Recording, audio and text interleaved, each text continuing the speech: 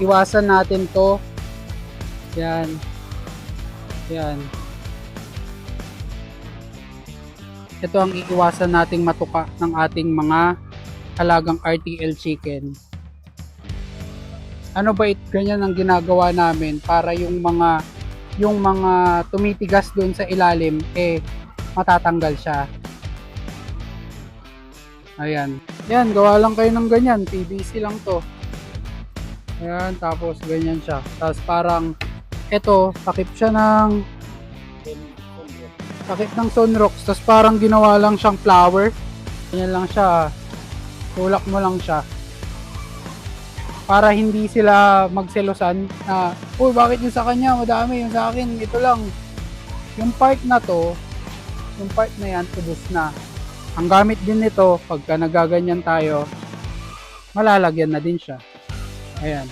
Pag kulang pa, kuha ka sa part na makapal, itulak mo lang din uli. Ayan. Tapos ito boss, ito mga boss, pro tip.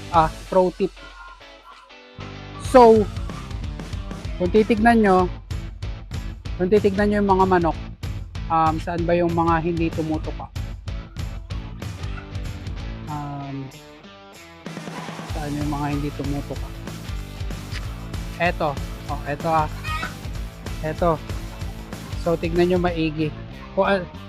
Tignan nyo maigi kung anong reaksyon ng mga manok kapag halimbawang kinalaykay natin yung kanilang mga pagkain.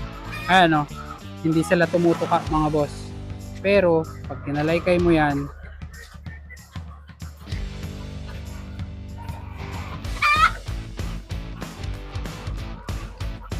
ayan, bigla silang tutuka. Ayan o. O. Diba? Dito hindi sila tutuka kasi malapit ako dito eh. Pero yun, pag ginalaw mo yung pagkain nila, tutuka yung mga yan. Ayan. Ganyan siya. Napaka-importante talaga ng pagkakalaykay ng manok. Pagkakalaykay ng feeds. Ito, ganyan lang siya oh. Diba? Tulak-tulak lang. Napaka-importante talaga. Isipin kasi ng manok, pag kinalaykay mo yung pagkain nila, akala nila naglagay ka ng bagong feeds. Kasi yung mga manok, naaamoy din nila yung mga feeds. Halimbawa ito, sample lang ko kayo. Yan. Mga yan, hindi sila tumutuka, di ba? Patutukuin natin yan.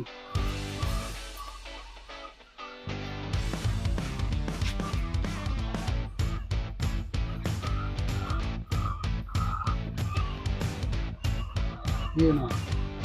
Di ba? Akala kasi nila naglagay ka ng bagong feeds. Kaya ang tendency tutuka talaga yung mga yan. Ayun guys, that's it for today. Ang init. Bukas uli.